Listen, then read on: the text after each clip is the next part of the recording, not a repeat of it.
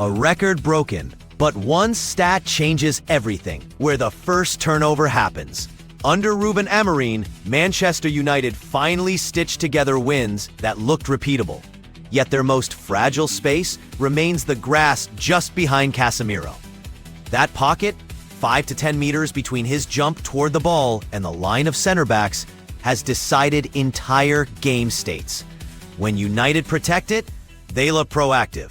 When they don't, they invite box entries that no shape can rescue. Let's map the context. Amorim's 3-4-3 out of possession likes to funnel play to one side, curve the first press to block the keeper pass, and spring the second presser onto the return ball. In possession, United morph into a 3-2-5. Wingbacks high, 2 10s pinning center backs, and a 9 toggling between drop and spin and near-post darts. The double pivot has 2 jobs at once. Offer clean outlets when building and become the first shield the moment possession flips.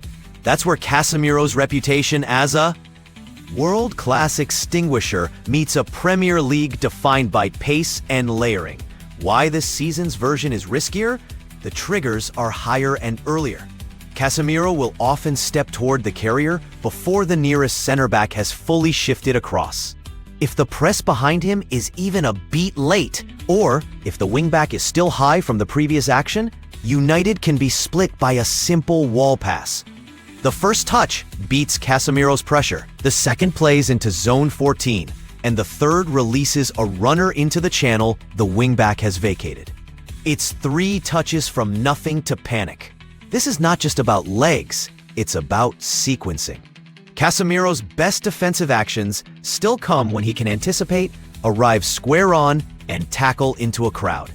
His worst moments arrive when he's isolated, open-hipped, and forced to defend a half space with no inside cover. The Premier League punishes open hips. The dribbler feints in, bursts out, and the back line has to both step and drop at once. You get neither. Watch the Brighton game back for the good version. United's first line curves the press correctly. The far side 8 reads the bounce, and when Casemiro steps, he does it into help. The result is a deflection, a second ball at the top of the box, and a shot through traffic. That is the model. Step with cover, not alone. The issue is consistency. In other matches, when the second presser arrives late, Casemiro's jump turns from proactive to perilous. The same step becomes the start of a chase. So what's the fix? 3 levers, all actionable without ripping up the shape. Lever 1, partner profile and spacing. The double pivot cannot be 2 ball hunters at once. If Casemiro steps, his partner must hold the seam and deny the vertical.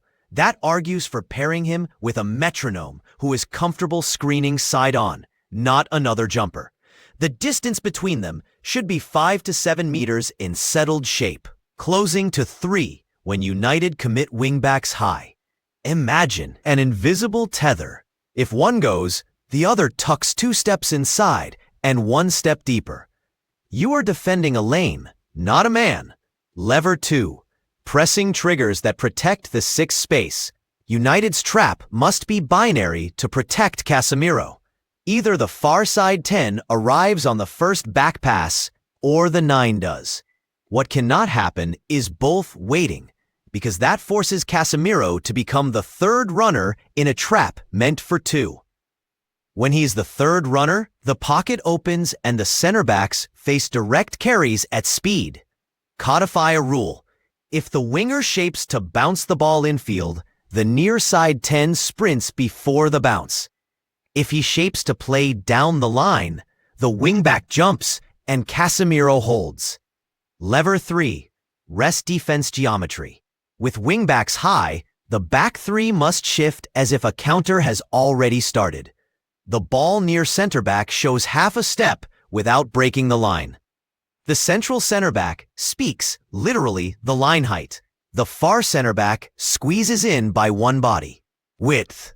That compression shrinks the passing lane behind Casemiro. If the press fails, the ball arrives to a crowded channel rather than open field. Casemiro's on-ball picture matters too. The riskiest turnovers happen when he receives while square to pressure with no diagonal out. To reduce that, the near center back must angle the first pass into his back foot, and the pivot partner must present diagonally rather than parallel. Even a small body shape change, from square to open, buys the extra half-second needed to avoid being stripped. Build a habit. One scan as the pass travels, one touch into the safer foot, then either bounce to the center back or punch through the line if the lane is live. Fewer hero receptions, more survivable sequences. Set pieces can be used to reset stress. After attacking corners, United often leave Casemiro as the insurance. That's fine, but give him a helper who is fast over 10 meters if the first clearance falls into his zone and he's competing in backpedal mode. A second athlete must be within 2 steps to absorb the second ball duel. One instruction changes the picture. The edge of box screen must cheat 5 meters toward Casemiro's shoulder the moment the delivery is struck. Age and pace discourse will always follow a veteran 6. But what ages best is anticipation, voice, and economy of steps. Trim the needless duels and you save the decisive ones for minute 75. That means choosing your battles. Don't jump on a press that hasn't started behind you. Do jump when the return angle is closed and the second runner is attached. How does this translate to the build-up, where Casemiro has also taken heat? The worst giveaways are flat passes into his feet with a striker on his back. The fix is pattern-based. If the 9 shadows him, the ball should move directly to the wingback, skipping Casemiro entirely, and he then becomes the third man to re-enter the pattern. Receive. Bounce wide, step into space. If the 9 sits off, feed. Casemiro on the half-turn with a bodyguard 5 meters away. Binary again. Never the in-between that invites traps. There is a personnel dimension the club must plan for. When the schedule compresses, United need a runner 6 option to spell Casemiro. Someone who can defend large spaces for 20 to 30 minutes when game states go end-to-end. That does not replace his reading of danger. It buys him the ability to spend high-intensity actions where they matter. Rotations win months, not just matches. Why insist on these details after a positive run? Because October's wins showcased an attacking script that can travel, press, trap, far post arrive, but the margin for error still lives in the same zone. Opponents will target it. Smart staffs will pull the near winger inside, bounce once into zone 14, and play blindside into the wingback's back. If United don't tighten the tether behind Casemiro, the next wobble will look like the last one. The upside case is real when Casemiro steps into help rather than into isolation. His interventions remain decisive. His knack for the second tackle steal, where he pokes after the first contact, still turns defensive moments into counters. His aerial timing on defensive set pieces is still elite. His leadership inside a new structure gives the center backs permission to hold rather than retreat. A veteran 6 can anchor a modern 3-4-3. If the environment doesn't ask him to win sprints, he shouldn't be running. So, hazard or hinge? Both. Casemiro's position is the risk lane and the solution lane. Close the lane with partner discipline, cleaner triggers, and tighter rest defense, and you unlock the version of United that wins territory without bleeding transitions.